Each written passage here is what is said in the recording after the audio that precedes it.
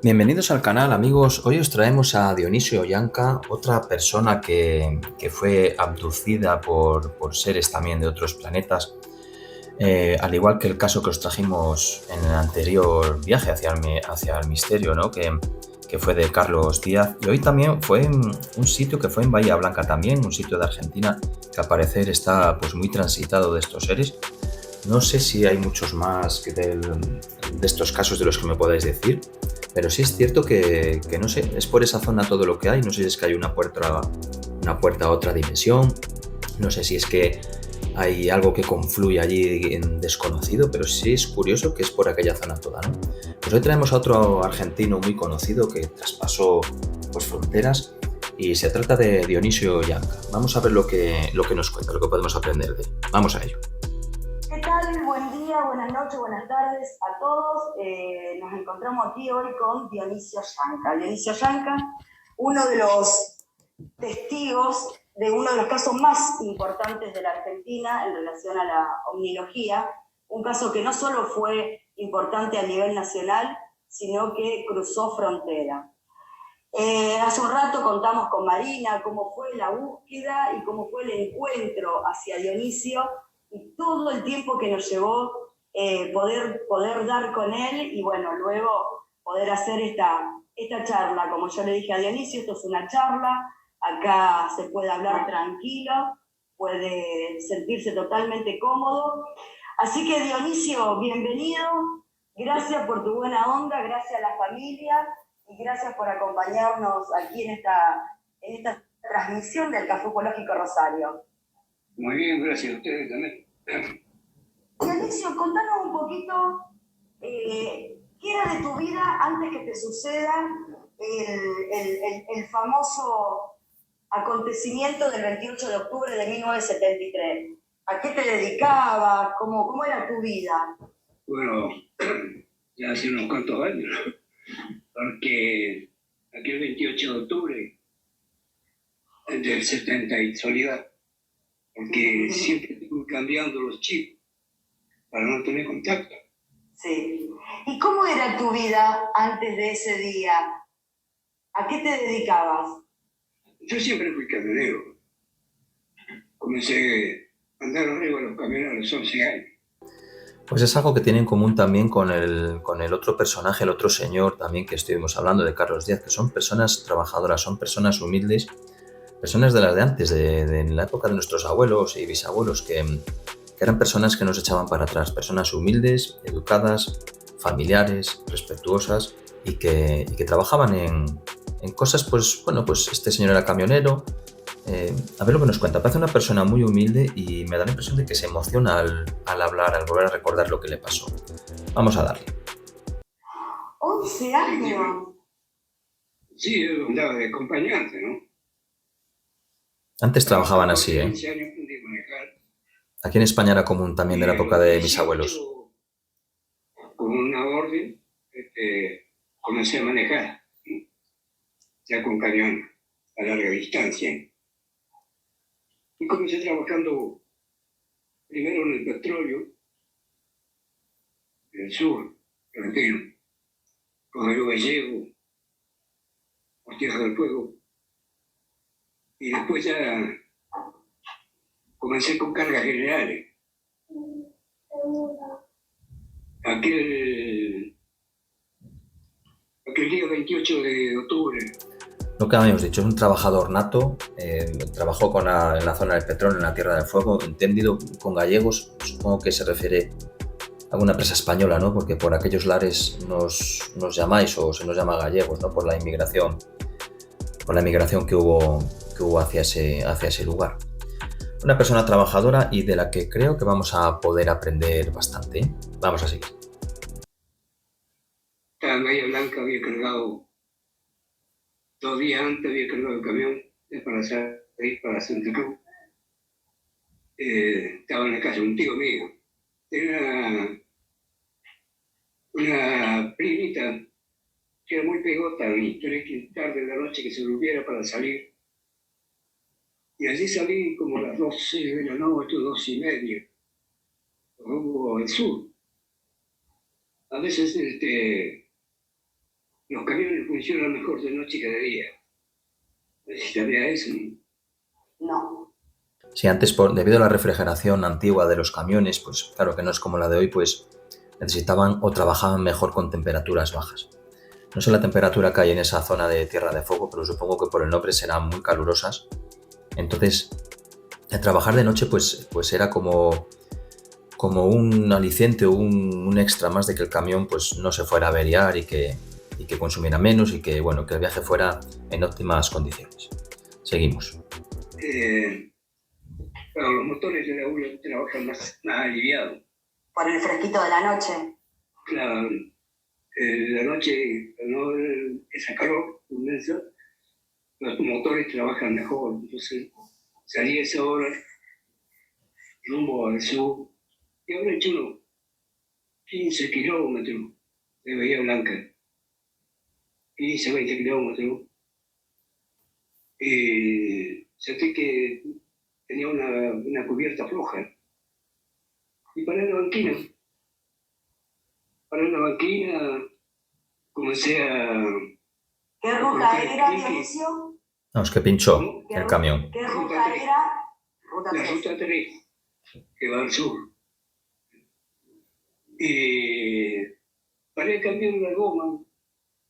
Cuando estaba cambiando la goma, ya había levantado el camión y quedó como de día. Se alumbró todo. Una luz potente, ¿no? Me quise incorporar, pero fue imposible, no tenía movimiento.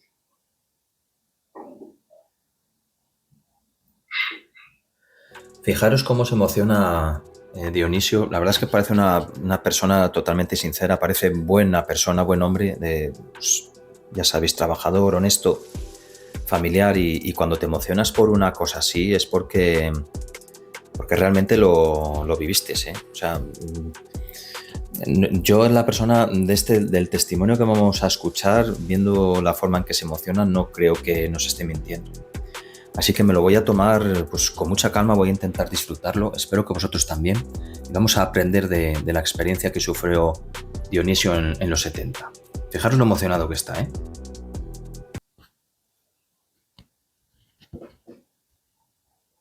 Está muy emocionado, ¿eh? Muy emocionado.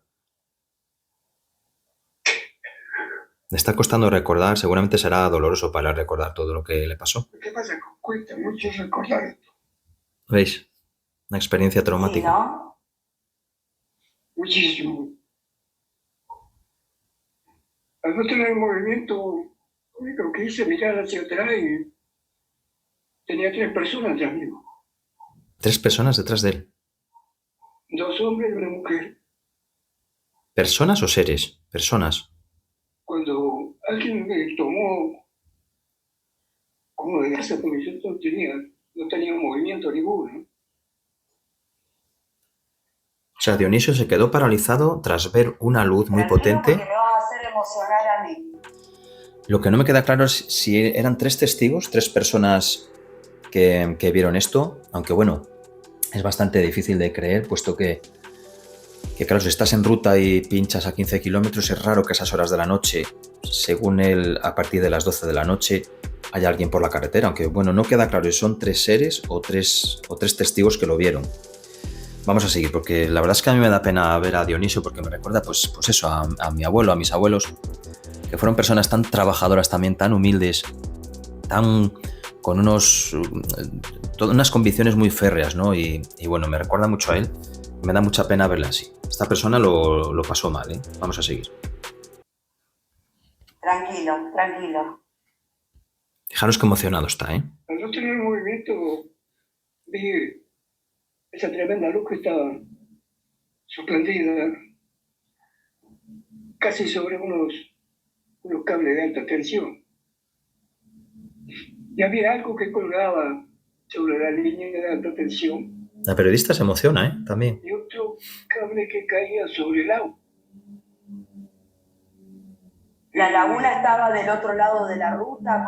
¿Dónde estaba la laguna, En Dionisio? la banquina, a unos 20, 30 metros de la banquina.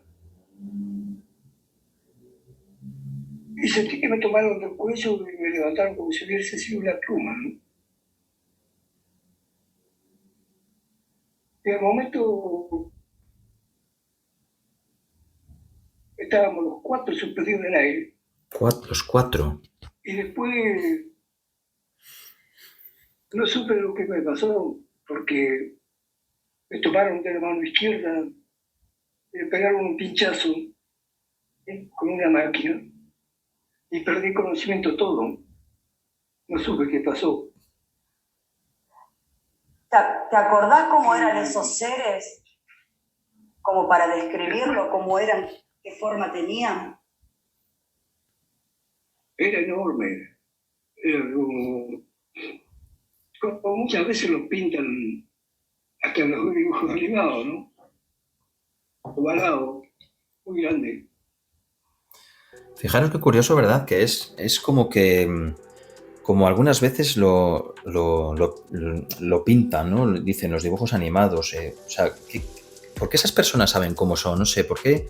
Es como si alguien nos estuviera anticipando cómo son esos seres, como ir metiéndonoslos poco a poco en la cabeza para que si algún día hablamos alguno de estas cosas es como, bueno, sí, claro, como en la película tal o en los dibujos animados de tal o en tal serie. Es como un poco meterte esa idea en la cabeza como para que lo veamos tan común que lo veas un poco pues fantasioso, ¿no? Sí, bueno, esos seres se parecen mucho a los de la película Alien versus no sé qué, ya me entendéis.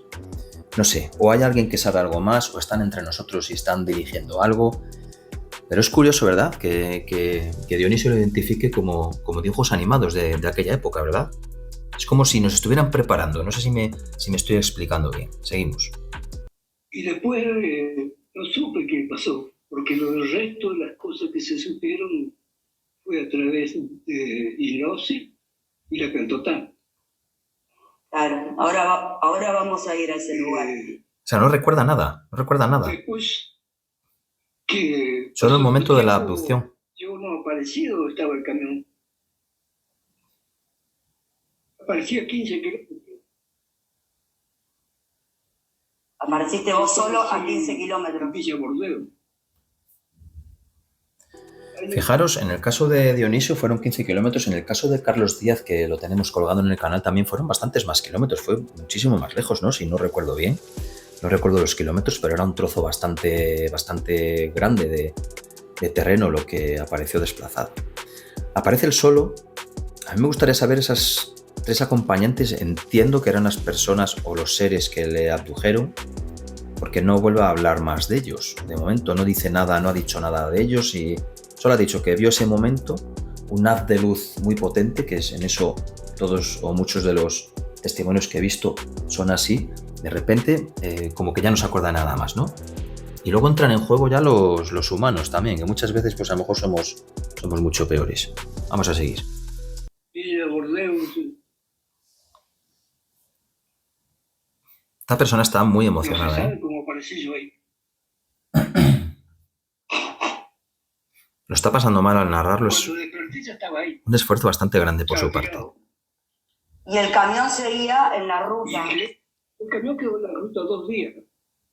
2 días, abandonado. Cuando, después de 2 días que los patrones lo fueron a localizar, el camión estaba aún con las ruedas levantadas y con las luces semi-apagadas, porque había estado 2 días con las luces prendidas. Estacionamiento. Claro, las baterías. Y yo caminé más o menos los 5 kilómetros hasta llegar a una estación de servicio, pero no sabía quién era. Se olvidó totalmente.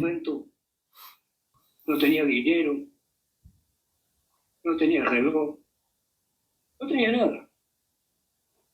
Perfecto. Y cuando apareces en Villa Bordeo. Fuera de la ruta. Y cuando llegás a Villa Bordeo. Villa Bordeo. ¿Cómo? Y cuando vos apareces en Villa Bordeo, ¿cómo estabas vos? ¿Cómo era tu condición? ¿Cómo llegaste ahí? Es lo que nunca supe. Aparentemente me dejaron ahí. Fue un descampado. Y seguí las luces de la ciudad hasta llegar a una estación de servicio. Y en la estación de servicio tal vez alguien, el automovilista que estaba pasando por la estación de servicio, me llevaron hasta el hospital. O sea, fijaros lo que tiene que ser es que lo que está narrando, que de repente no sepas quién eres, aparezcas sin documentación ninguna, en el medio de un descampado y que veas unas luces y te dirijas allí, bueno, pues a ver lo que sale. Pero en tu cabeza, ¿qué tiene que sentir? O sea, ¿qué tienes que sentir en ese momento para no saber ni quién eres ni qué haces ahí? Tienes que sentirte totalmente abandonado, ¿no? Seguimos. Si no tenía documentos, estaba como persona desconocida, ¿qué se llama? Como NN. Como NN. Y entonces llamaron a la televisión de Bahía y comenzaron a pasar mi imagen para ver si alguien lo reconocía. Y me vieron por el noticiero en la casa de mi tío. Y ellos enseguida llamaron al hospital y me dijeron quién era y yo que salí del camión, pero no se sabía nada del camión. Entonces, como estaba en estado de amnesia total, fue un problemón, porque, bueno, la suerte que lo reconocieron a mis tíos y...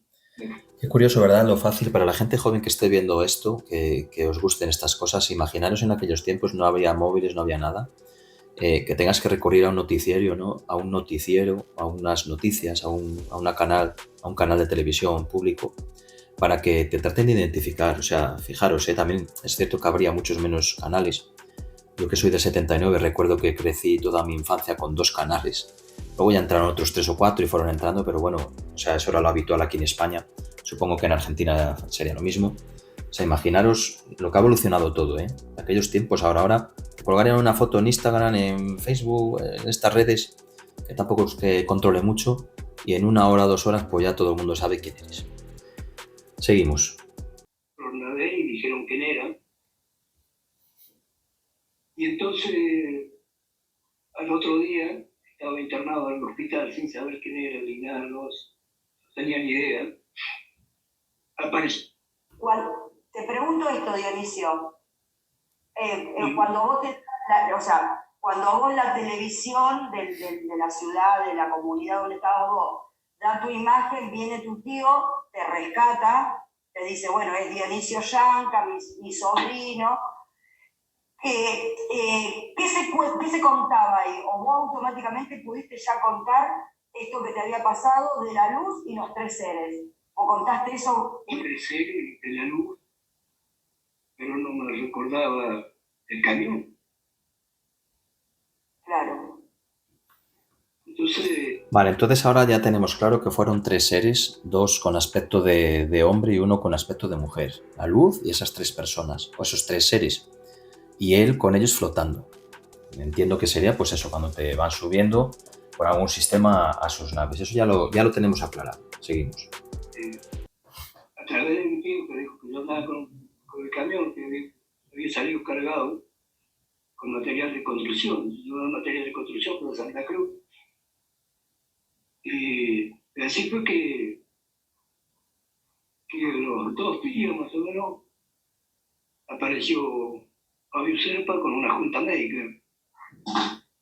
O sea que enseguida se trascendió tu noticia y ahí es donde Fabio Serpa la escucha y viene hacia donde estabas vos. Entiendo que Fabio Serpa sería un comunicador, no lo sé, pero os pregunto a vosotros, un estilo Iker Jiménez en España, una persona que se ha interesado por casos paranormales, temas de ovnis, cosas de misterio. Quiero entender eso, ¿no? Que trascendió tan rápido esta noticia que se presentó ese señor con un equipo de especialistas para conocer el caso. Es lo que quiero entender. Decidme si estoy equivocado. Seguimos. Claro, viajó a Bahía Blanca y allí con una junta médica, unos 5 médicos, bueno, que me recuerdo de 2 de ellos, que era el doctor Mata y el doctor Snow. Después los otros doctores, que era uno de Mar del Plata, de La Plata, que era profesor de la universidad, que no me recuerdo el nombre, ya me he olvidado tantos años. Pasa como a mí, se me olvidan los nombres también. Después los médicos más un médico que nació en la hipnosis. Y ¿Ya te habían dado el alta? ¿Ahí ya te dan el alta a vos del hospital? ¿Ya te volvés a tu casa? No estuve de ahí porque tenía el problema que me perdía. Aparte se me cerraba la mano, no podía abrir la mano. Hasta 2 o 3 días que no había forma de las manos. Eso del pinchazo que le dieron, ¿no? Sí, sería a través de ese pinchazo que me Sí. colocaron. Después la vista. La vista también tuve pinchazo el párpado arriba. Y ahí fue donde yo me perdí cuando me colocaron eso acá.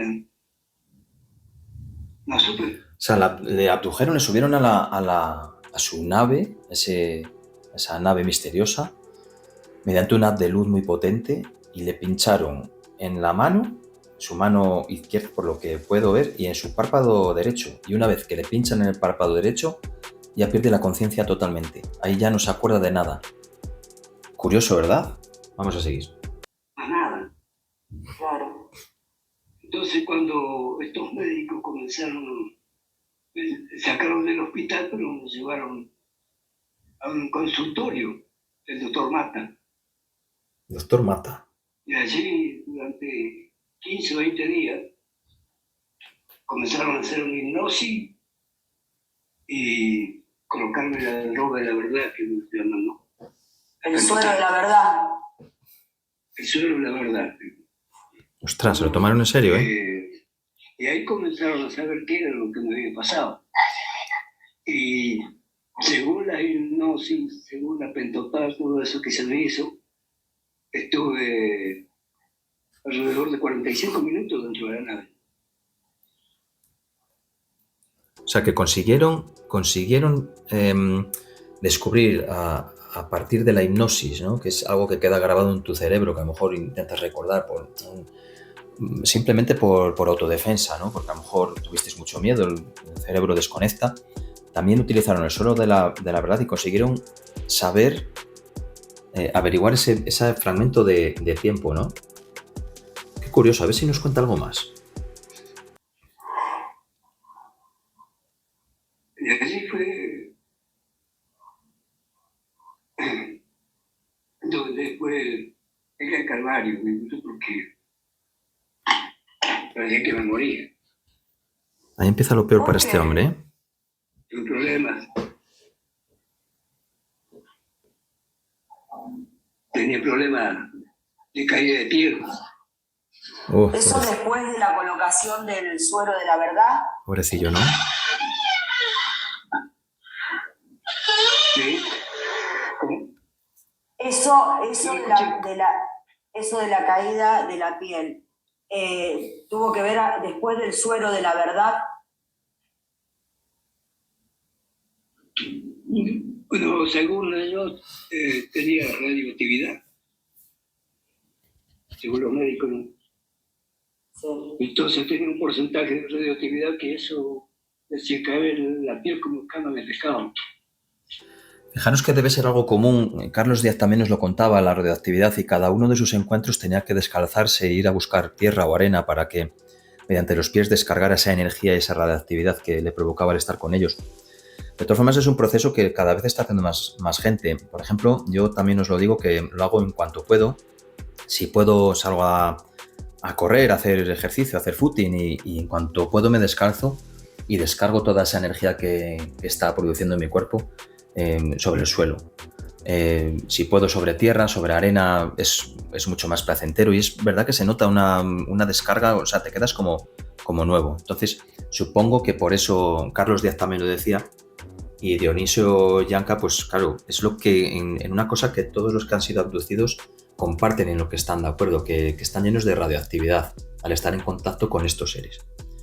Fijaros este pobrecillo que se le caía hasta la piel en forma de escamas. Dice, a mí este señor la verdad es que me da mucha penilla, porque lo veo una persona muy tierna, una persona que lo vive, lo está sufriendo todo lo que nos cuenta. Seguimos. Se me arrancaba la piel de todo el cuerpo. Fíjate, por todo el cuerpo, ¿eh? ¿A partir de qué día te empezó a pasar eso de la caída de la piel? Como la semana, más o menos. A la semana. La semana comenzó la caída de la piel. ¿Y la hipnosis? ¿Ya te habían hecho la primera hipnosis?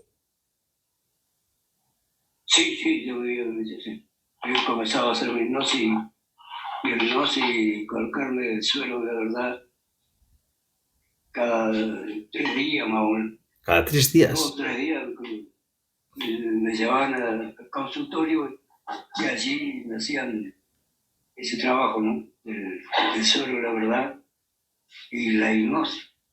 Cada 3 días, el suelo de la verdad. Pero tela, ¿eh? Después de eso fue que el mayor de los sufrimientos, porque cuando colocaban el suelo de la verdad me lo colocaban en la nuca. Buah. Pobrecillo, ¿eh? O sea, es que este señor emociona solo oírlo hablar. O sea, vamos a... ¿Vosotros pensáis que este señor, según lo está viviendo, puede mentir? O sea, yo creo que no. O sea, puedes que tengas ciertas cosas en tu cabeza, pero este señor mentir no puede estar mintiéndonos. O sea, miradlo, lo está viviendo totalmente.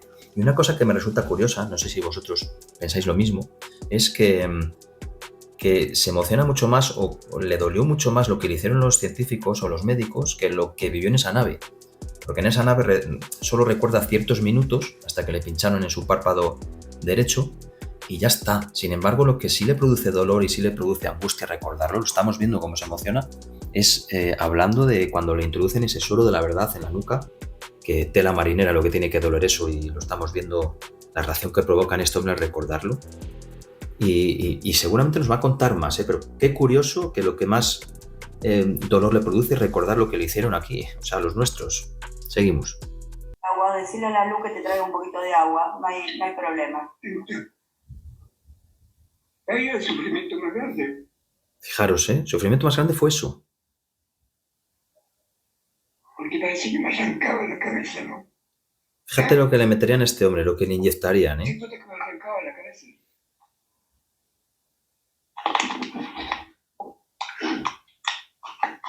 Y ahí fue que yo lo que quería que me sacaran del problema, porque era mucho sufrimiento que tenía. Entonces me volvieron a internar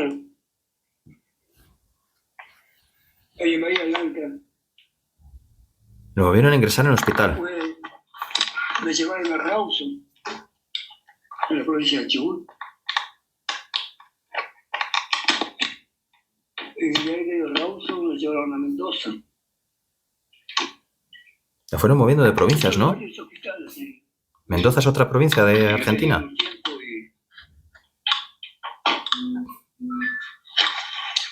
Y después me cambiaban de lugar para otro.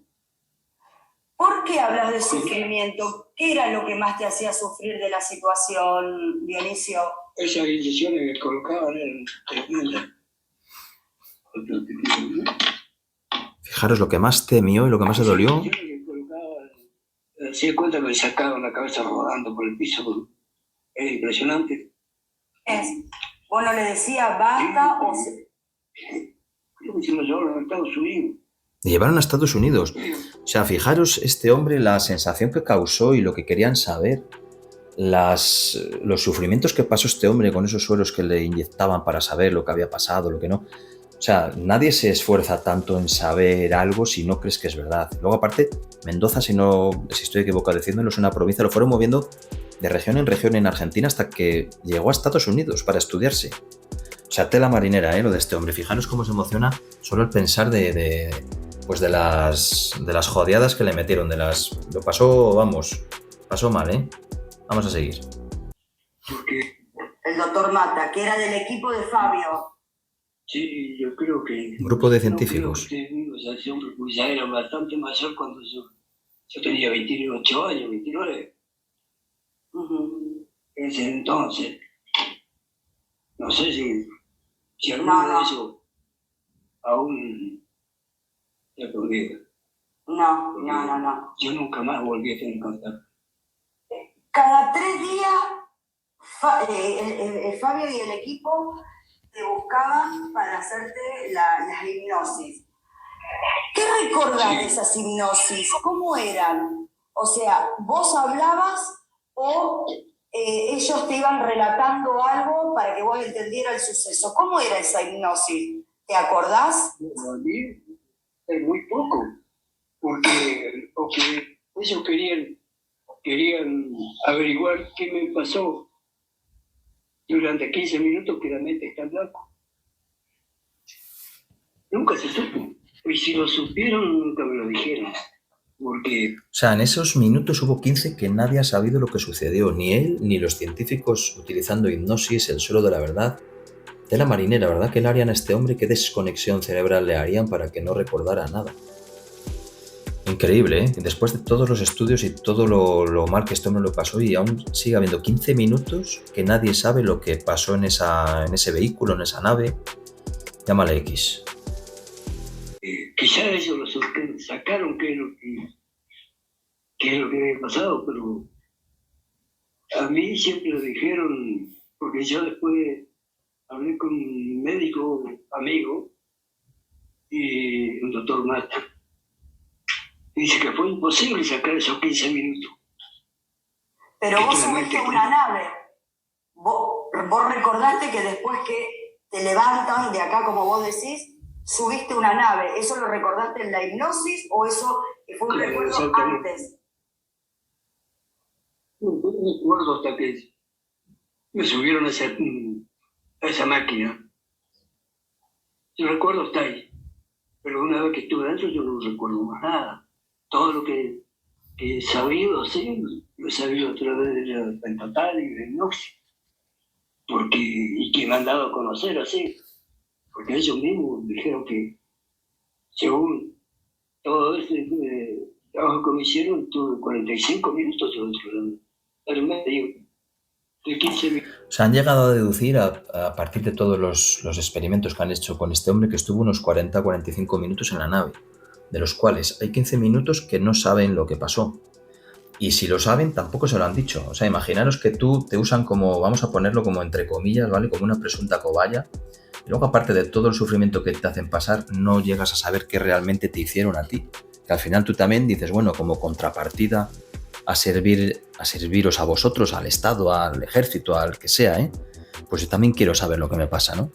Pues este hombre a día de hoy, después tenía 20 y pico años, se han pasado una tela marinera de años, sigue sin saber lo que pasaron en esos 15 minutos. Lo que sí recuerda perfectamente, que lo estáis viendo igual que yo, es que el sufrimiento que le hicieron pasar para recordar esos minutos. Increíble, ¿eh? Casi le tiene más miedo a los seres humanos que a esos seres que le abdujeron.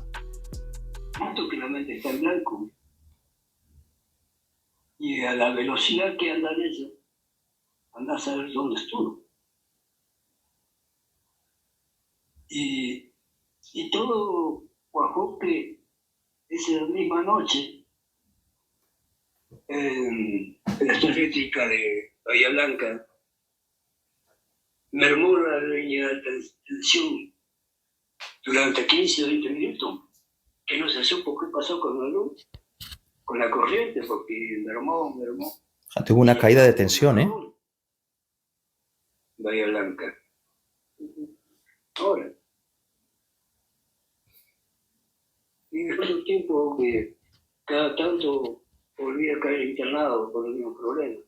Por eso, ahora contame cómo empezás a caer internado por estos 2 años y medio, 3 años que fuiste, que desaparecías y aparecías, y vos sin saber ni cómo llegaste, nada, o sea, no sabés ni cómo llegabas ni nada. Contame un poquito esa parte. Vamos, que este señor lo siguió sufriendo durante casi 3 años otra vez estas abducciones, por lo que estoy entendiendo, ¿no? Ahora nos lo va a explicar mejor, pero tela marinera, es como que te cogen y no te sueltan, ¿verdad? Es como que pasas a ser pues un experimento para ellos también. Pero realmente no ha mostrado miedo hacia ellos, lo que vio. No, o al menos no he entendido yo que tuviera ese miedo a que le volvieran a coger o lo que le hacen o le hicieron. Realmente lo que tiene miedo es a terrores, a ese suero que le metieron, que le hacía pues lo que ha dicho, que parecía que le iba a explotar la cabeza, ¿no? A ver lo que nos narra ahora. Yo cuando conocí que agarraba ese problema, siempre aparecía en otro lugar. Pero ya cuando me hablaban de que iban a hacer de investigación, no sé cómo se pasaba, a veces me daban alguna droga y me pasaba todo esto, el problema. Querían volver a hacer averiguaciones de vuelta, a ver qué es lo que me había pasado, pero ya ahí me escapaba. Me mandaba a otro lado porque ya estaba corto. Fue algo que imposible vivir. Fijaros qué miedo le tiene que se escapaba, ¿eh? O sea, en cuanto veía que le iban a hacer de nuevo las pruebas para averiguar, a ver, porque claro, él desaparecía y aparecía en otro lugar y no sabía qué había pasado. Pues claro, tenía que volver a empezar otra vez el ciclo, hipnosis, sueros de la verdad, o sea, presuntamente tienen que volver a hacer lo mismo, ¿no? Pues este señor, viendo el sufrimiento que pasó, el infierno que pasó, que para él fue esas pruebas, se escapaba, no quería saber nada, ¿eh? Seguimos. Y así viví durante varios años, escapándole para todos lados, porque por ahí me iba para el norte, por ahí me iba para el sur, por ahí me iba para otro lado. Que le iba a tratar, en el sentido del tiempo no tenía teléfono tampoco. Así que después cuando comencé a tener teléfono, no sé cómo, por ahí averiguaron por el teléfono de mi hermano mío que está en Buenos Aires, averiguaron, dieron con mi hermano porque tenía niña. Y entonces averiguaron, mi hermano, tú cometió el error de decirle dónde estaba. Y ahí comenzaron a llamarme que estaba. Entonces, en Puerto Madre. Fijaros, llegó a escaparse de todo, ¿eh? Llegó a ser casi como una persona que huía de... A ver, es un símil, vamos, que no es el caso, pero llegó como si estuviera escapando de la justicia, vamos, de huir, de no querer saber nada, de relacionarse con nadie ni de contar su historia. Es cierto que en aquellos años era más fácil, si fuera hoy estarías perdido. Simplemente con activar tu teléfono móvil saben casi hasta lo que has comprado ayer, sabrían dónde estás, dónde estuviste hospedado ayer, dónde dormiste, o sea, todo, ¿eh? Pero fijaros qué curioso que llegó a tener tanto miedo a lo que son los médicos, a los especialistas, a los seres humanos, que huyó de todo eso. O sea, era más miedo el que tenía a los seres humanos, a las personas, a los médicos, que a los otros seres que de vez en cuando lo abducían y que bueno, desaparecía en un sitio, aparecía en otro, no recordando nada, pero a los cuales ya no le tenía más pánico a eso, a la investigación, que era abducción, ¿no? Dionisio, vos de los investigadores, estos que te buscaban para seguir sometiéndote no te escuché, el periodismo y los investigadores, dijiste. El periodismo estaba por todos lados. Pero buscaban los periodistas también, ¿eh? El periodismo me ubicaban, querían llamarme para que les contara, inclusive en algunas universidades me buscaban para que fuera a hablar de lo que me pasó. Entonces me escapaba, ya era, a veces no podía estar tranquilo en ningún lado. Y ese fue el sentido que me llevó a que cambiara de chip continuamente. Por ahí tenía un número y cuando ya veía que me empezaban a robar mucho, lo cambiaba o me iba a otro lugar. Para no tener. Este hombre intentó desaparecer, ¿eh? Intentó desaparecer de todo. Ya sabemos que también los periodistas, pues oye, hacen su trabajo, pero es cierto que persiguen la noticia hasta las últimas consecuencias y pueden llegar a resultar o pueden llegar a ser pesados para una persona, siempre hablamos para una persona que no quiere saber nada del tema, ¿eh? que no gana dinero con ello, que no se publicita, una persona que quiere ser feliz y olvidar, y sobre todo una persona que no quieren que le hagan daño como le estaban haciendo con esas pruebas. Seguimos. El contacto, ¿no? Y así pasó mucho tiempo, 2 años y medio, que fue tremendo lo que me pasó. En esos 2 años y medio que ya tenías al periodismo y tenías a los investigadores, ¿recordás el nombre de todos los investigadores que fueron buscándote? Bueno, los nombres no los recuerdo muy bien. Sé que de revista Gente, no me acuerdo muy Como bien. para recordar los nombres de tanta gente, ¿verdad? Después de tantos años. Y la revista Gente llegó a Bahía Blanca cuando pasó ese caso. Después, La Nación, bueno, de diarios, revistas de todas clases. La Nación, que es un periódico importante, ¿no? Allí en Argentina. De corta dimensión, de Pablo Serpa. Y después comenzaron a aparecer libros en japonés, escritos en japonés, contándonos la historia. Por eso yo sí. Trascendió tanto esta historia que llegó hasta Japón. Yo eso no lo sabía. O sea, llegó hasta Japón. Fue famoso Dionisio hasta en Japón. Entiendo que, bueno, en medios como La Nación, ¿no? Que sería, no sé si existe todavía, pero que sería uno de los periódicos más importantes de Sudamérica y de Centroamérica, o sea, de lo que es Hispanoamérica. Pero aparte de eso, saltó hasta Japón, llegó. O sea, fijaros la trascendencia que tuvo este caso, ¿eh? Digo que el que hizo mucho dinero a través del caso mío fue Pablo Serpa. Y que me aprovechó bien. Y mucha gente pensó que yo cobraba esto. Y nunca cobré un centavo. No cobraste. Ni a nadie. No cobraste porque. Y así pasaron los años. Y hasta hace poco. No. Te preguntaba si no cobraste porque nunca te ofrecieron, nunca pediste plata. No quise tampoco nunca. Me ofrecieron, pero no quise nunca. Porque yo siempre decía que si yo cobraba, iban a pensar que yo estaba haciendo un negocio. Entonces nunca pedí nada de nada. Fijaros en la honestidad de este señor, el saber estar. Es lo que hablaba de las personas de antes. Ahora mismo, si le pasa algo a cualquiera rápidamente, pues lo que quieren es, venga, vamos a monetizarlo y es el momento, pum, y vamos a sacar todo lo posible. Sin embargo, estas personas de antes, que es otro motivo más por el que yo les creo, ¿no? Porque son personas trabajadoras, humildes. Lo que hemos dicho, a mí me recuerda mucho a mis abuelos, que ya no están y desgraciadamente, pero eran así, personas muy humildes, muy trabajadoras, muy sinceras, muy honestas, y simplemente el pensar que tú podías cobrar, ellos ya podían o llevaban a pensar o a creer que ya no se le iban a creer porque estaban ganando dinero, ¿no?